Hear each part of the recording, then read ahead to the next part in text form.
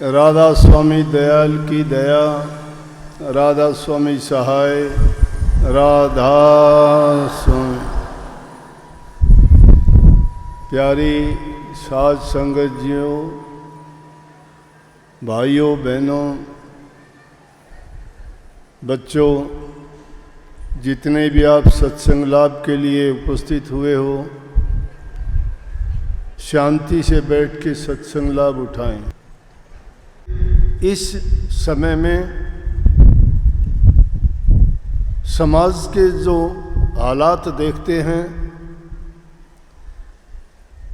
सत्संग बहुत ज़रूरी है, क्योंकि सत्संग में इंसान को सच्चाई के रास्ते पर चलना, आपस में रल मिल के रहना, एक दूसरे की सहायता मदद करना और समाज में जो फैली कुरीतियां हैं उनको दूर करना सीखते हैं। जब सत्संग में उन चीज़ों के बारे में, उनके दोषों के बारे में, उनके दुष्परिणाम के बारे में बताया जाता है, तो हमारे मन में भी ये बात घर करती है कि ज़रूरत है इस चीज़ की कि हम खुद भी सुधरें और औरों को भी सुधारने का प्रयास करें। और उसका फार्मूला है कि जीवो और जीने दो। स्वयं किसी को तकलीफ ना दो और खुद भी प्रयास ये करो कि किसी भी प्रकार से, आपके मन से, आपके वचन से, आपके कर्म से किसी को किसी प्रकार की तकलीफ या परेशानी ना हो। जब हम दूसरे का ख्याल रखेंगे तो उनके मन में भी हमारे प्रति ये भावना जागृत होगी, वो भी इस रास्ते को अपनाने का प्रयास करेंगे। कि सत्संग में जीव को यही समझाने का प्रयास किया जाता है कि पहले इंसान स्वयं सुधरो तो ही दूसरे को सुधारने के लिए वो बोल सकता है, कह सकता है। जो स्वयं सुधरा हुआ नहीं है तो उसकी हालत तो उस दीपक के समान है जो खुद तो जलता नहीं है, दूसरों को प्रकाशित करने की कोशिश करता है। जो स्वयं प्रकाशित है वो दूसरे दीपक को जला सकता है, वही उनमें प्रकाश दे सकता है। पहले हम खुद सुधरते हैं तो दूसरे को सुधरने के लिए कह सकते हैं, समझा सकते हैं और हमारा प्रयास किसी हद तक काम करता है। अब हालात बिगड़ते इसलिए हैं कि घरों में घर का जिम्मेवार आदमी बुराइयों में फंसा हुआ है। कितने बच्चे, कितनी बहनें आके कहती हैं किसी का घरवाला कोई शराब पीता है, कोई दूसरी चीज़ों में पड़ के बर्बादी कर लेता है। घर के बच्चों से प्यार प्रेम तो दूर की बात, काफ़ी लोग तो ऐसे हैं कि घरों में आना ही छोड़ देते हैं। तरह तरह के ऐसे खेल चले हुए हैं, उनको जुआ कहो या पता नहीं क्या तरीके हैं कि ऐसी ऐसी बर्बादी होते देखे, कई कई करोड़ों रुपए तक बर्बाद करते हुए मैंने देखा है।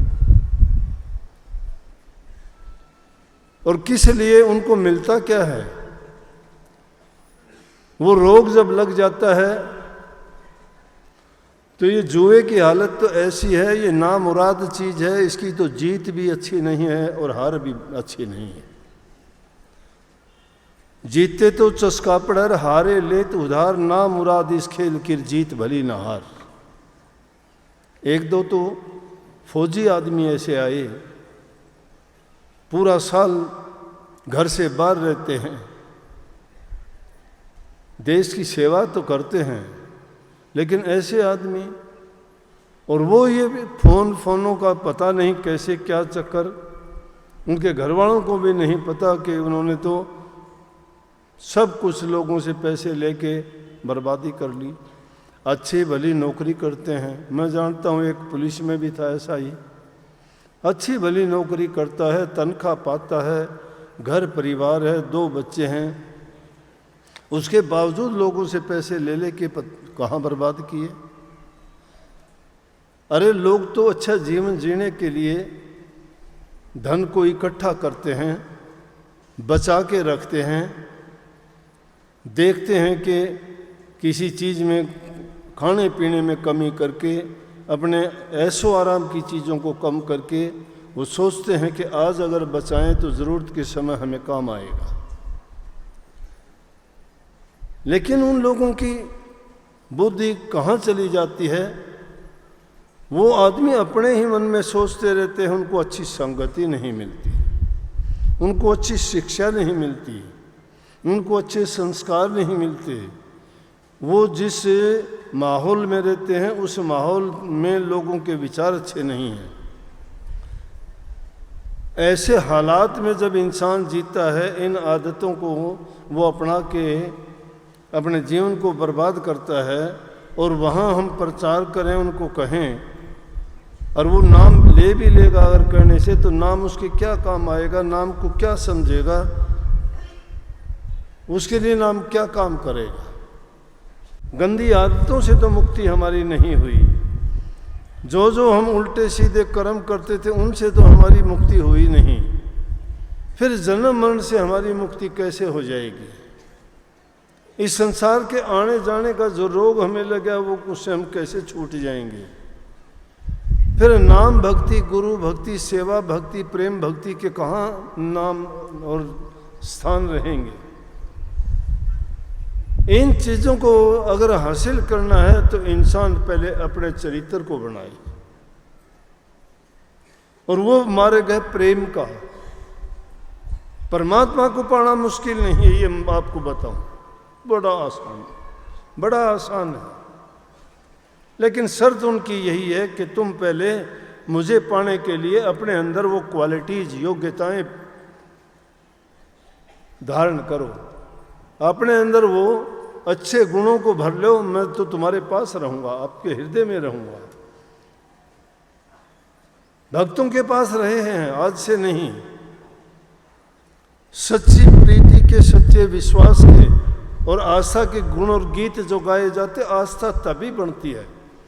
अरे आस्था हमारे समझाने वाले पे नहीं बनती है, हमारे माँ बाप पे हमारी आस्था नहीं बनती है, गुरु के वचन पर हमारी आस्था और विश्वास नहीं है, तो परमात्मा की आस और आस्था कहाँ से लाओगे?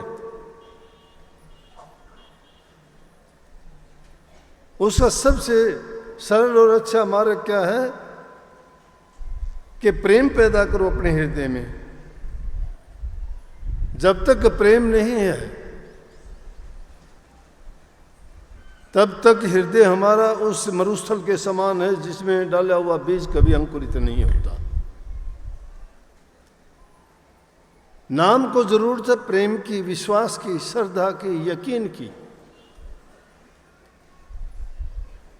किसी का दिल जीतने के लिए उस इंसान को अपना विश्वास और आपको साबित करना पड़ता है।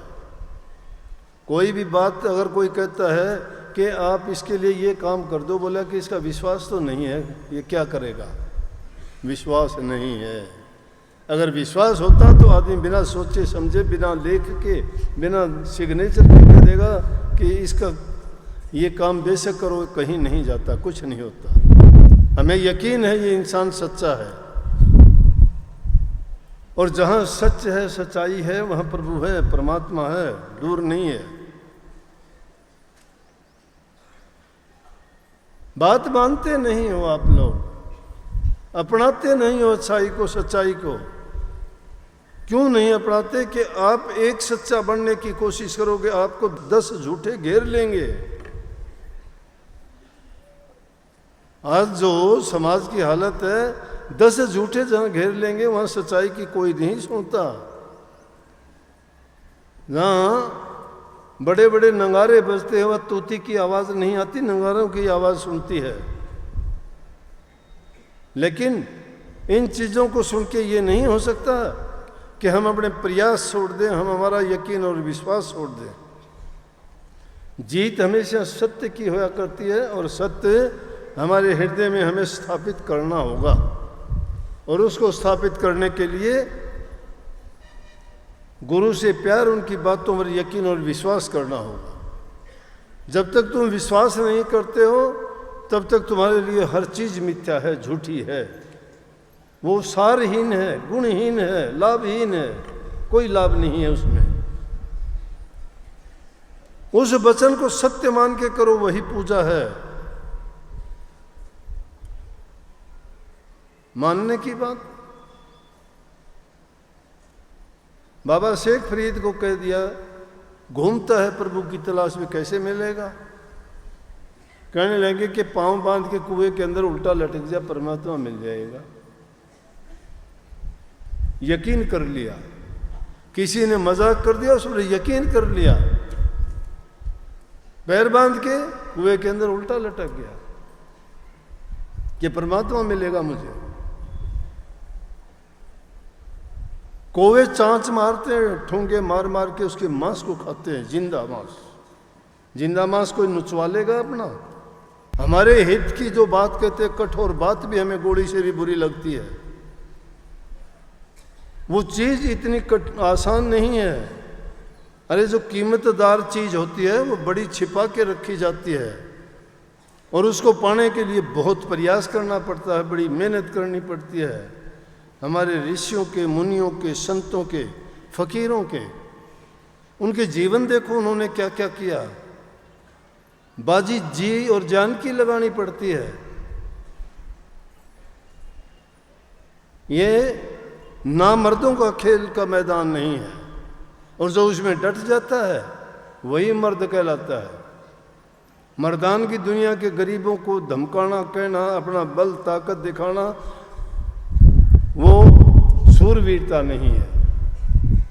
सूरवीर वो कहलाता है जो अपने इंद्रियों को, अपने मन को, अपनी आदतों को, अपने जो मन में उठने वाले उद्वेग हैं उन पर विजय प्राप्त कर लेता है। मन को बलवान बना दिया कि मन कैसे जीता जाता है, मन मानता नहीं है। अरे मन कहाँ होगा, मन हमारा ही तो है, हमारे अंदर ही तो है। हारने वाले, जीतने वाले हम ही तो हैं। दूसरा है कौन हमारे साथ में? अपने आप से ही लड़ाई करनी है। उसके अंदर पैदा की हुई चीज हमने ही पैदा की, हम ही उससे हार मानते हैं। वो हमारे से ताकतवर नहीं है। मन हमारे अधीन है, इंद्रियां हमारे अधीन हैं, सारी चीजें हमारे अधीन होते हुए क्यों? कि हमारे संकल्प शक्ति खो दी हमने। किस चीज से खो दी? आत्म शक्ति नहीं है हमें। आत्म बल जो था वो खत्म कर दिया इंद्रियों के द्वारे से, निंदा चुगली के उससे। मन के अंदर भय है, व्याप्त है, डर है। जो निडर हो गए वो तो मौत से भी नहीं डरते, गले लगा लिया मौत को, आ जा। मौत से नहीं डरते, मौत को कहते आ जा, तेरे अंदर है क्या, क्या करेगी तुम, पता है मुझे। जिसने जन्म लिया एक दिन आएगी मौत, कोई नहीं बचता उससे। लेकिन वो दिन आने तक, इसीलिए जीव के बारे में मैंने लिखी थी ये वाणी कि ठगियों की नगरी फंस गया, संभल संभल के चल। ये ठगियों की नगरी है दुनिया, सब ठग बसते हैं यहाँ, सब चोर और लुटेरे हैं यहाँ, कोई किसी का संगी साथी नहीं है। जिस संतान के लिए तुम्हारे जूते घिस जाते, तुम्हारी चप्पलें घिस जाती हैं, और वो संतान आखिर में तुम्हें नतीजा क्या देती है, तो दुख आता है। उनको ये बात दिलानी चाहिए, याद दिलानी चाहिए, उनमें संस्कार पैदा करना चाहिए कि आज मैं तुझे उंगली पकड़ के चलाना सिखाता हूँ, कल को तू मेरे हाथ पकड़ के मुझे सहारा देगा बुढ़ापे में। जब बच्चों में ये संस्कार पैदा हो जाए, जो बचपन में, जवानी में ही तुम्हें छोड़ के भाग जाता है, वो क्या सहारा देगा बुढ़ापे में? अगर उनको अच्छे संस्कार और अच्छी शिक्षा दी जाती। ये हमारी हिंदुस्तान की भूमि ऐसी है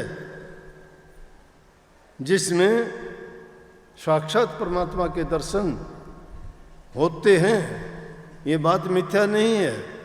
लेकिन अब इन कवियों के कारण हमें शक हो गया इन बातों में कि परमात्मा के दर्शन नहीं होते। वो उनकी सबकी संभाल करता है, वो कीड़ी को भी देता है, हाथी को भी देता है, लेकिन यकीन और विश्वास हमारा नहीं।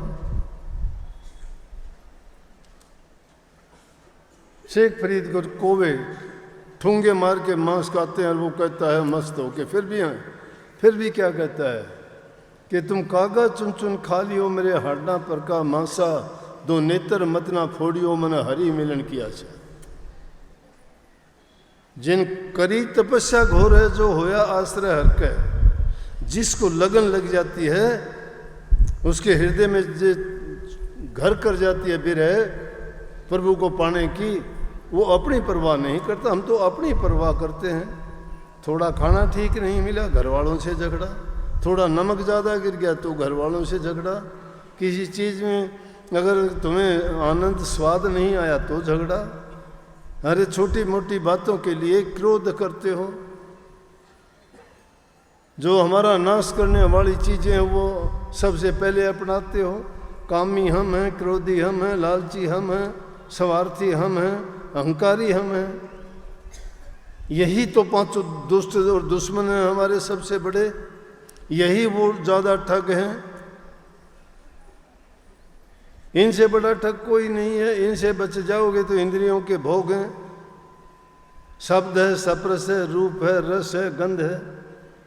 ये 10 मूल ऐसे हैं, ये 10 ऐसे विषय हैं, विकार हैं ये।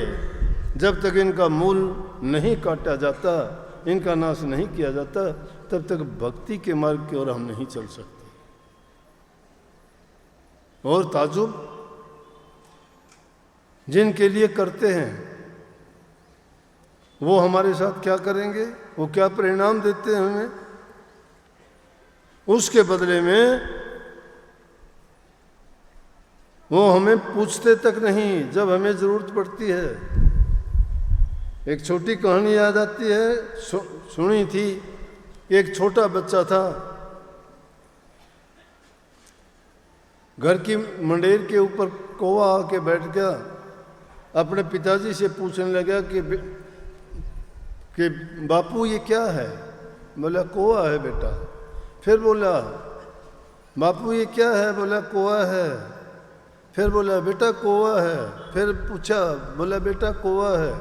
लेकिन सेठ था, सेठ लोग वणज व्यापार करने वाले होते हैं, वो हर चीज़ का लेख रखते हैं। उसने सब लेख लिख लिए और जब बुढ़ापा आ गया और उसी बेटे से कहने लगा कि बेटा क्या बोले थे। बोला अरे ये कहा था। बोला क्या। बोला तुझे सुनता नहीं है, ये कहा था। बोला बेटा बही निकाल के ले अलमारी से। बही निकलवाई। बोला कि इसमें देख कितनी बार तूने कौवा पूछा था।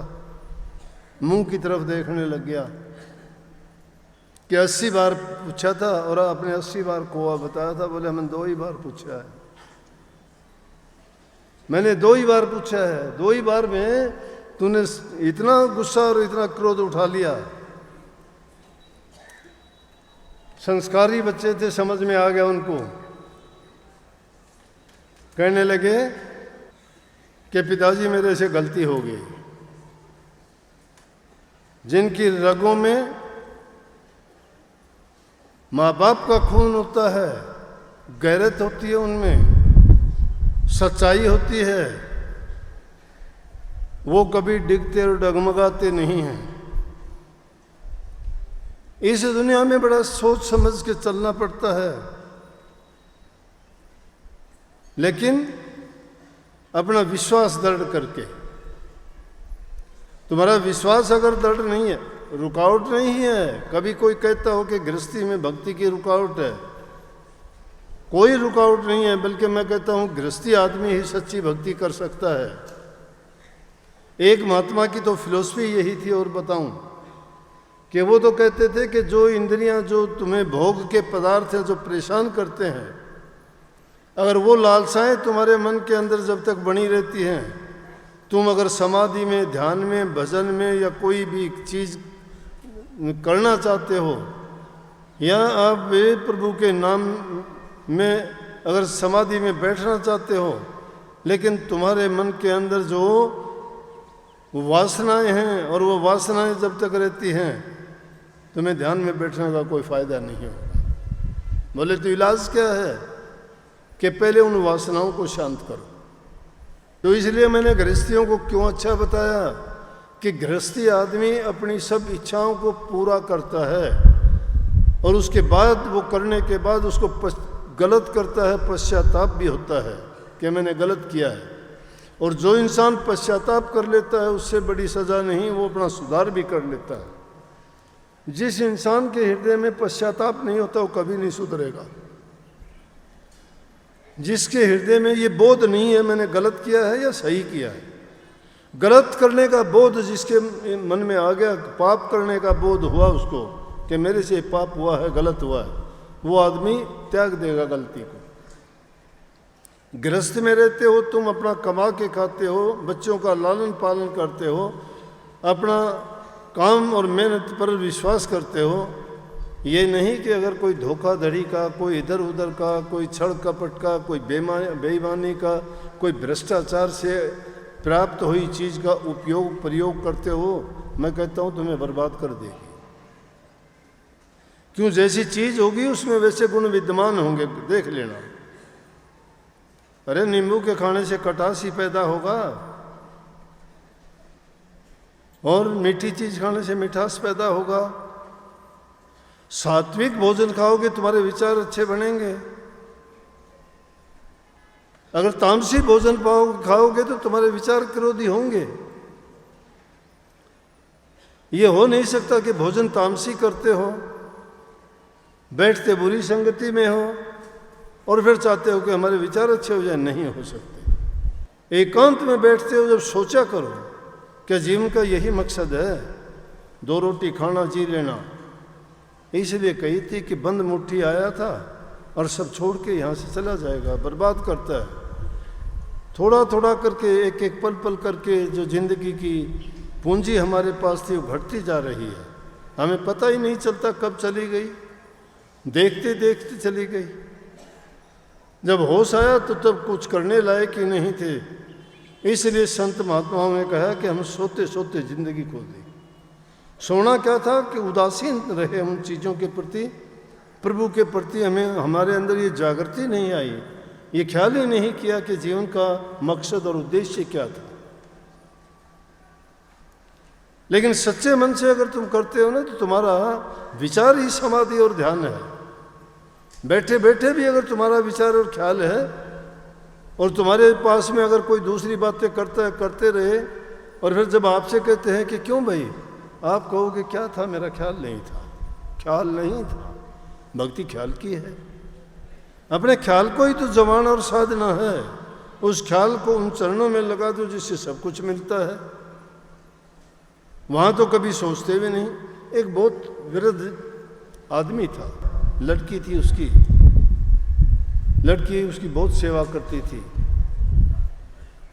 काफ़ी वृद्ध होने के कारण एक दिन पास का मंदिर था, वहाँ एक महात्मा रहते थे, वो भी शानी उम्र के थे। उनके पास गई और जाके कहने लगे कि महात्मा जी, मेरे पिताजी काफ़ी बड़ी उम्र के हो गए हैं, बस पता नहीं कब उनका शरीर, दिन चल के देखो।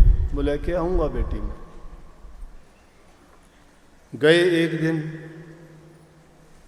जाके देखा महात्मा ने लेटे हुए, बड़ा शांत स्वभाव, शांत चेहरा एकदम।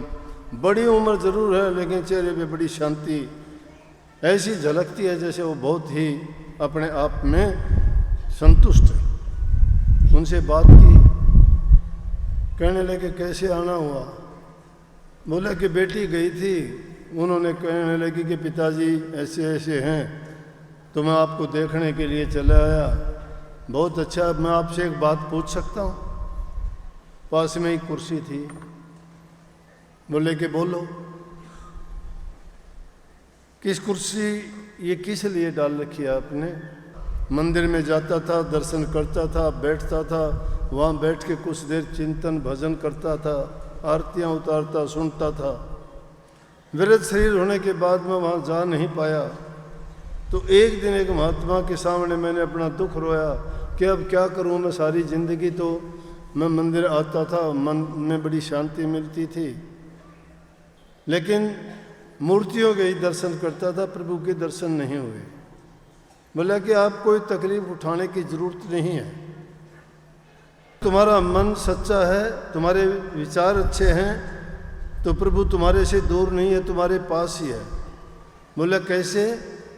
बोला कि आप जिस बेड पर रहते हो वहाँ से हाथ में कुर्सी डाल लेना और कुर्सी पर ये मान लेना कि प्रभु आके आपके सामने बैठे हैं और जो आपको कहना है, जो बातें करनी है उनसे बात करना, वो बात करेंगे।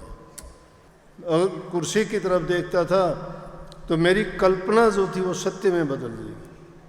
मैं रोज़ाना बात करता था प्रभु से, इसी कुर्सी पे बैठ के आके मेरे से बात करते थे, लेकिन मैं दरवाज़ा बंद कर लेता था, सोचता था कि कभी अगर मेरी लड़की ने देख लिया तो ये ना सोच ले कि पागल हो गया। अब जो आदमी झूठ कपट में बरतता है उसको इस बात पे कैसे यकीन होगा कि परमात्मा आ जाएगा? परमात्मा तो सारी दुनिया का बड़े सकते, वो एक है, एक नहीं वो अनेक है, वो सर्वदेशी है, सबके हृदय में बसता है। किसी देश में जाओ, किसी जीव के पास जाओ, सबके पास है वो। अरे वो उसका जबर रूप नहीं है, कोई आकृति नहीं है, वो सर्वज्ञ यूं ही तो है, कण कण में यूं ही तो मौजूद है, लेकिन उसे कण कण में खोजते कहाँ हैं? हर कण में उसका रूप नजर आता है। जब हमें जरूरत पड़ती है पुकारते, हमारी सारी बातें सुनता है। कबीर साहब ने बड़ी समझाने की कोशिश की। कबीर साहब कहते हैं कि जल में मीन प्यासी मोए सुन सुनावा हंसी। ताज्जुब है। कंधे छोरा अगर ढिंडोरा, प्रभु तुम्हारे पास है, खोजते मंदिरों मस्जिदों गुरुद्वारों में है, जाते पहाड़ों में हो, पेड़ों में पानी में खोजते हो, पत्थरों में टक्कर मारते हो। हृदय में सच्चाई नहीं है, मन सच्चा नहीं है, विचार अच्छे नहीं है, न मन सच्चा, न विचार सच्चे, न कर्म अच्छे। संतों ने तो कोई मनसा वाचा कर्म ना दुखाहु मत दे, ऐती रहनी जो रहे वही शब्द रस ले। अगर भक्ति का रस लेना चाहते हो तो मन वचन और कर्म से पवित्र हो जाओ ना। हमारे पास है, दूर है ही नहीं। लेकिन पास होते हुए भी उसको दूर मानते हैं। मछली जल में रहती है, चारों तरफ जल ही जल है, फिर भी प्यासी है।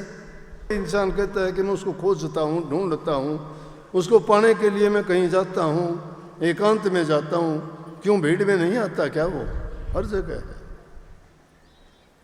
हर जगह है, हमारे हृदय में है, हमारे विचारों में है। हमारा जीवन उसी से चलता है, उसी के लेख, उसी इशारे पे सब काम होते हैं। उसकी इच्छा के बिना पत्ता भी नहीं हिलता। फिर कैसे मान लेते हो? कैसी भक्ति है हमारी? शब्द भक्ति यही तो है।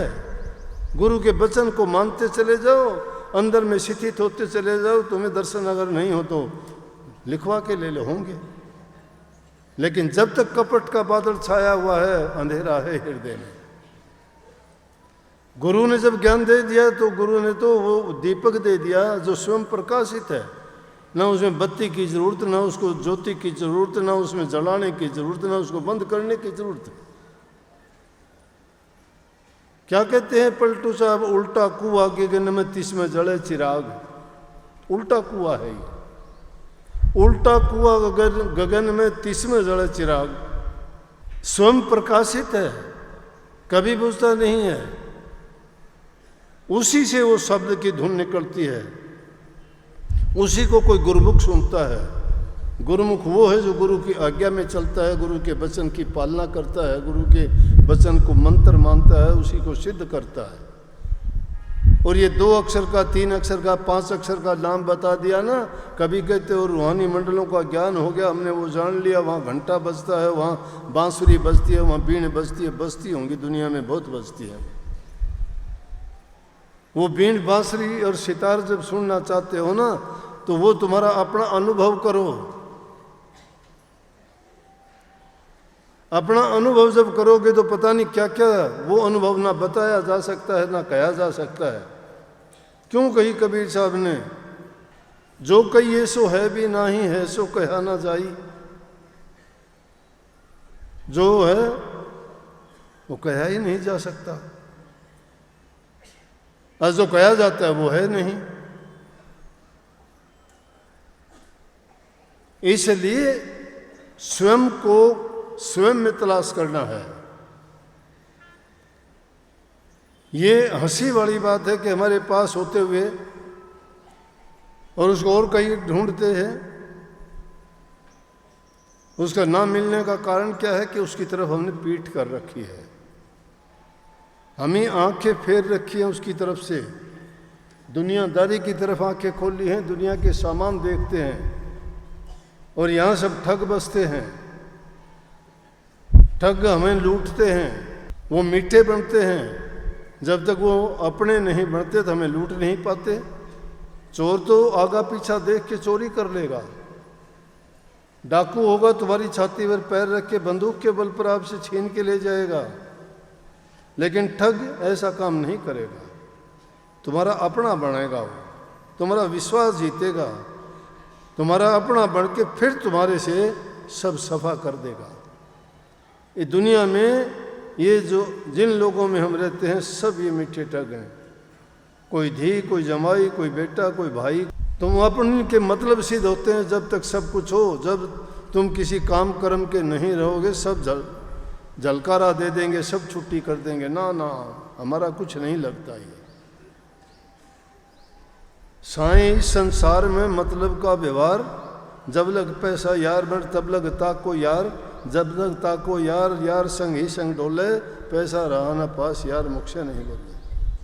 सब पैसे का खेल है। तुम्हारे पास 4 पैसे हैं, इज्जत है, अगर कुछ है तो सब कुछ हो। अरे तुम उसकी चाकरी करो जो सब कुछ देगा तुम्हें, उसको पाने के बाद तुम्हारी लालसाई खत्म हो जाएंगी, जरूरत ही नहीं रहेगी, ना मांगने की इच्छा जरूर रहेगी, ना तुम्हें कुछ हासिल करने की इच्छा रहेगी, बल्कि जो कुछ है वो भी त्याग देना, छोड़ देना चाहोगे।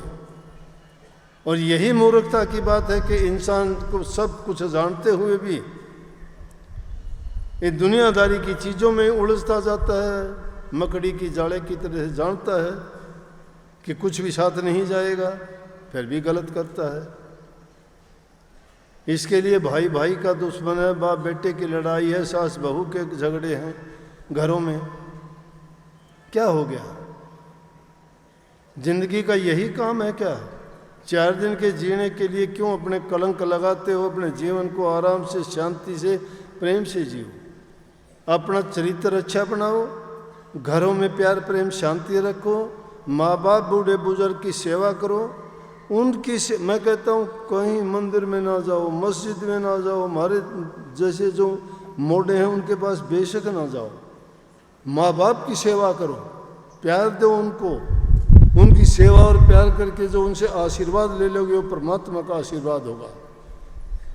लेकिन उनकी तो तुम पूछते नहीं तिथि के कहाँ है, कैसे हैं, और हमारे जैसों के पास आके बड़े तुम वो दिखाते हो कि हम गुरु भक्त हैं, प्रभु भगत हैं, नाम ले रखा है, भक्ति करते हैं। नहीं, बहुत गलत है।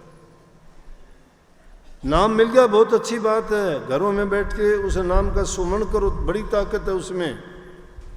और बिना नाम के तो कुछ है ही नहीं दुनिया में। बेनामी जो चीज़ होगी उसको कोई जानता ही नहीं है, जानते उसी को है जिसका नाम है।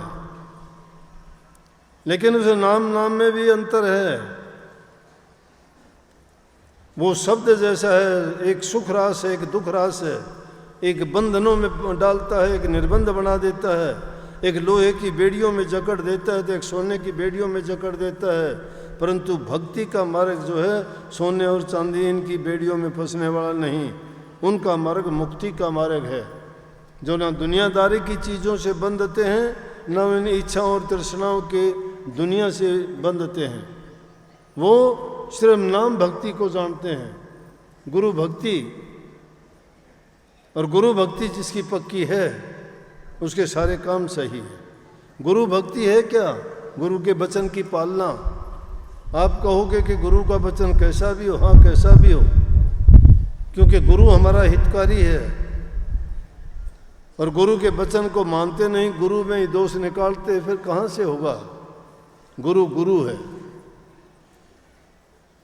गुरु जो तुम्हारे अज्ञान को मिटाता है, गुरु जो तुम्हारे जीवन को बनाता है, गुरु जो तुम्हारी गलतियों को निकालता है, गुरु जो तुम्हें पाप कर्मों से बचाता है, गुरु जो तुम्हारा अगत का रास्ता साफ करता है। अगत और जगत दोनों बनाने के लिए गुरु है। पाखंडी लुटेरे ठग गुरु नहीं है। जो मांगते और भिखारी हैं वो गुरु नहीं है। जो मांग के लेते हैं, दुकान चलाते हैं, वो नाम बिकता नहीं है। नाम की तो कीमत ही नहीं है। नाम की कदर वो समझेगा जिसने नाम की कमाई की। नाम तो ले लिया, लेकिन कभी भूले से भी याद करते ही नहीं हो। ना तुमने अपना खान पान में कोई बदलाव किया, ना रहन सहन में बदलाव किया। आलस, नींद, भूख ये अपने त्यागी नहीं।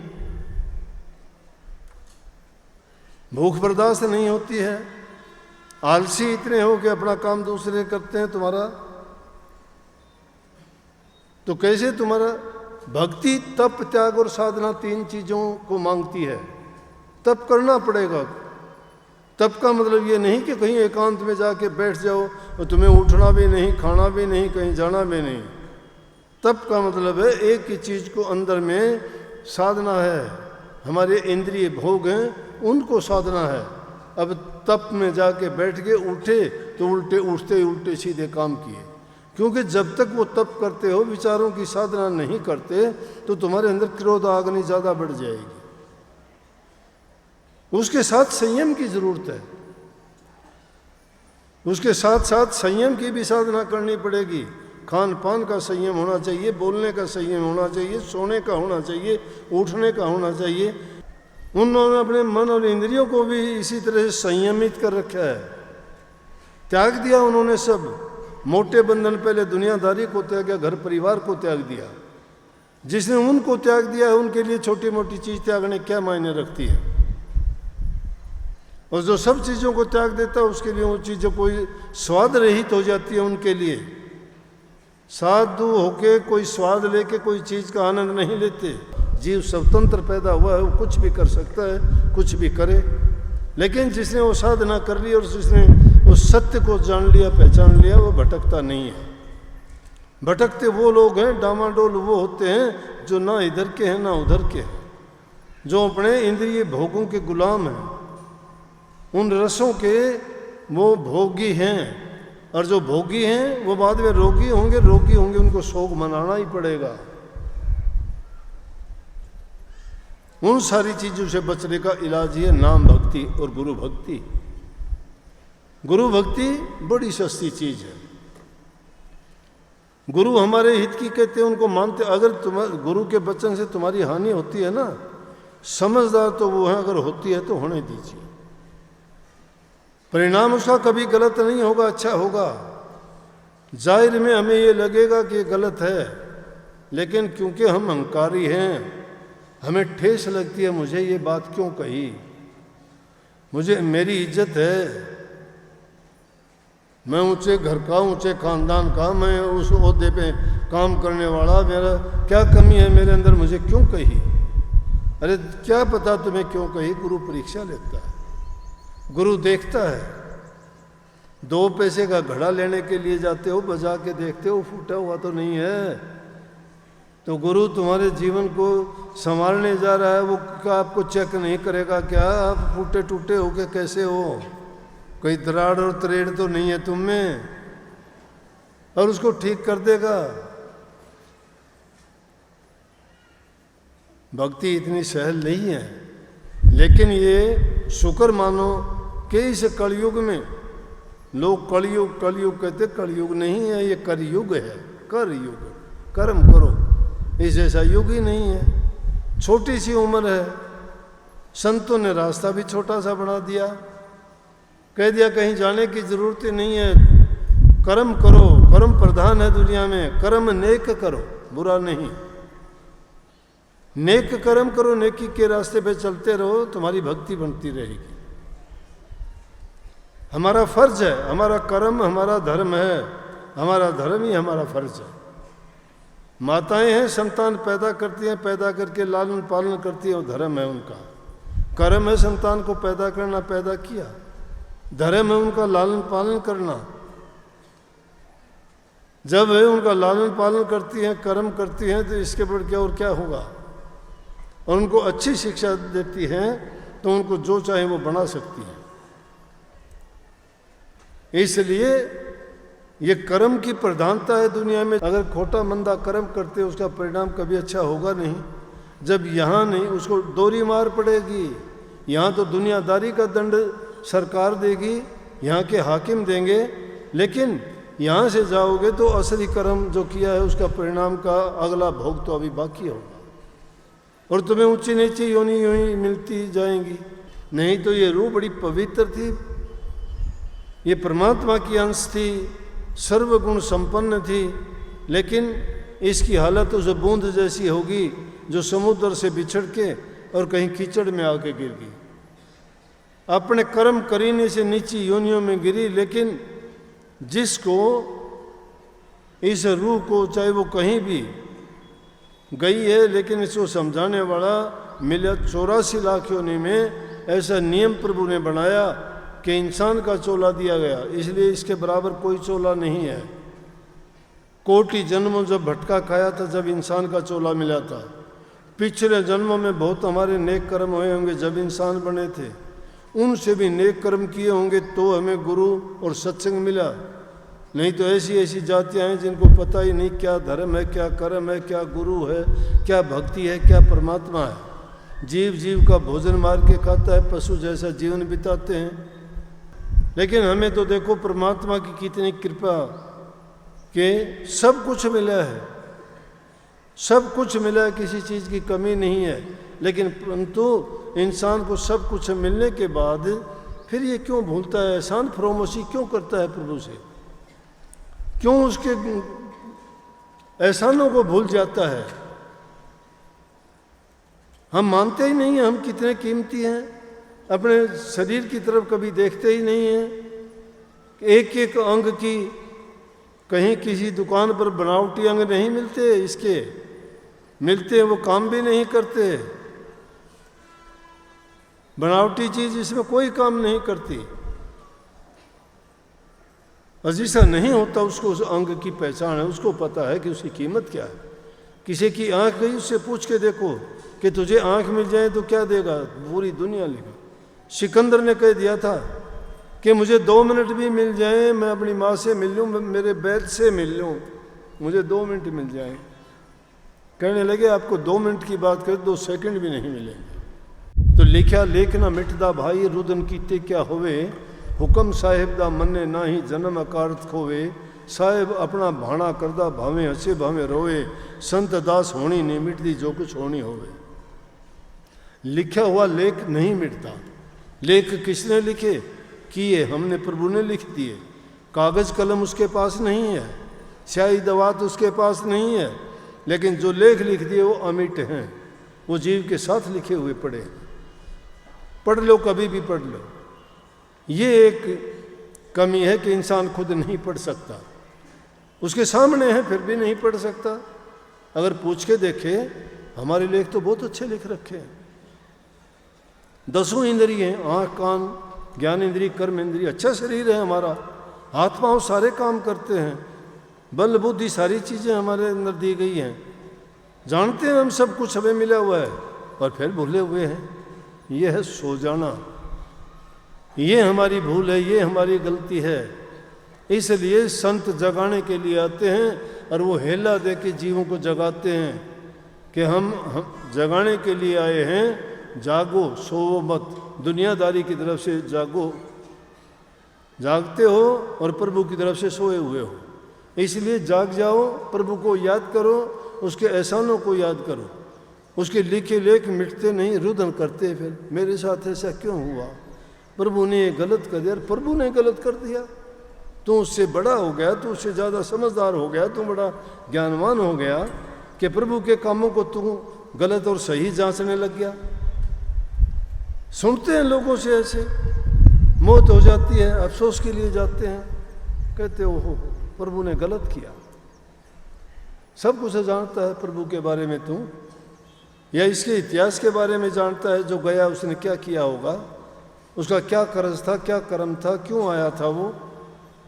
जिसका जितना कर्म कर्ज है वो लेगा, जिसके साथ कर्ज है, कोई धी जमाई बन के उससे कर्ज ले लेगा, कोई बेटा बन के ले लेगा, कोई बहू बन के ले लेगी, कोई बैल बन के ले लेगा, कोई और भैंस गाय कुत्ता बिल्ली बन के ले लेगा। यहाँ हर इंसान कर्मबंदी है, हर जीव कर्मबंदी है। तो लिखा लेख मिटता नहीं है। रोज चिल्लाओ चीखो शिकायत करो, गलत है। उसका इलाज ढूंढो ना। वो लेख मिट सकते हो तुम, वो मिटेंगे नेक कर्मों से, नाम से। बीमारी रोग जब लगता है ना, दवाई से रोग मिटता है। तो इन कर्मों के लेखों को मिटने के लिए नाम दवाई है। दवाई पी ले नाम की, तेरे कट जाएंगे सारे रोग। जन्म मरण के जो रोग हैं, जो भी शरीर से संबंधित हैं, उनके नाम दवाई काम करती है उस पर। अब हुक्म परमात्मा का मानते नहीं। हुक्म क्या? उसकी आज्ञा। उसकी आज्ञा के बिना कुछ भी नहीं हिलता। हम उसकी अवज्ञा करते हैं। वो कहता है मैं ऐसा नहीं तेरे लिए करूँगा, हम उसके उल्ट करते हैं। फिर उसमें जब नुकसान उठाते हैं, उसमें असफल होते हैं, फिर दोष देते हैं परमात्मा का। नहीं, उसका हुक्म नहीं है, उसकी आज्ञा नहीं है इस काम की। उसकी हुक्म और आज्ञा में रहना सीखो।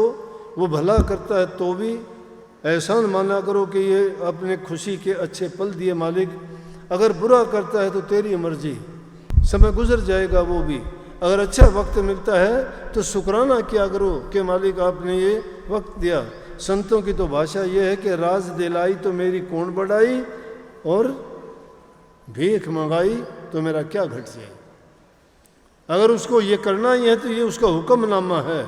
अगर वो हमसे मंगता भिखारी बनाना चाहता है तो बनाओ, उसकी मर्जी है। हम उसको कैसे रोक सकते हैं?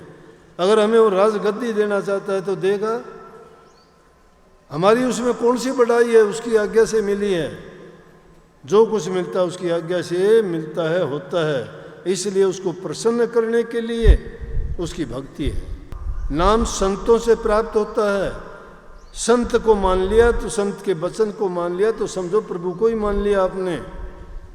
बिना इसे बिचौलिए के काम नहीं बनता। संत बिचौलिए हैं, ये उसे कोर्ट कचहरी के वकील हैं। तुम्हारे केस और मुकदमा वहाँ लड़ेंगे, गवाह बन के खड़े हो जाएंगे। अगर कोई नहीं करोगे तो कह देंगे मैंने तो बहुत समझाया था, नहीं माने। लेकिन अगर जो मान जाएंगे उनको टिक मार्क चलता चला जाएगा, जाओ भाई जाओ जाओ, तुम्हारा काम हो गया। इसलिए नाम भक्ति किया करो। सारे 1000 लाख काम छोड़ के भी प्रभु के नाम का सुमन चिंतन किया करो। चिंता करते हो ना रात दिन, ये चिंता मिट जाएगी। चिंतन से मिटेंगी, नाम का चिंतन करने से, प्रभु को याद करने से। जब भी कोई दुख विपदा कठिनाई परेशानी पीड़ा आती है तो एकांत में जाया करो। एकांत में बैठ के उस मालिक से तुम अपनी शिकायत किया करो, प्रार्थना किया करो। वो भी तुम्हारे सामने आके बात करेंगे। तुम्हारे अंदर वो ताकत आनी चाहिए उससे बात करने की। इस मन से तो ताकत नहीं है। इस प्रकार से आप बात नहीं कर सकते। पहले अपने आप को उनसे बात करने के योग्य बना लेना, वो तुम्हारे से बात करेंगे, सारी बात करोगे। सब महात्माओं फकीरों से की है, लेकिन उन्होंने उनको तकलीफ नहीं दी। उन्होंने कही कि तेरी रजा वो ही कर दे। और जिन्होंने ज़्यादा जिद करी तो उनके लिए तो साक्षात प्रकट होके कर्माबाई का उन्होंने खिचड़ी खाई कि नहीं खाई, कैसे खा ली। गीत गाते हैं आज तक।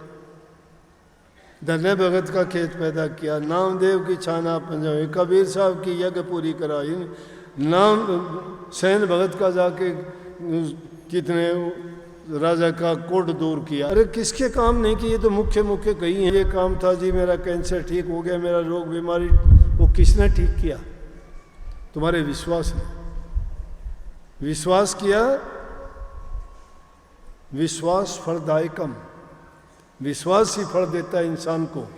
विश्वास पक्का रखो, यकीन पक्का रखो, और मालिक को याद किया करो, उस नाम का जो तुम्हें तरीका बताया है। एकांत में जाके दोनों वक्त समय निकाल के सब कुछ भूलो, प्रभु के नाम को ना भूलो। वो अंत सहाय वही होगा, और सहारे छूट जाएंगे, वो सहारा कभी नहीं छोड़ता। सबको बहुत बहुत आशीर्वाद।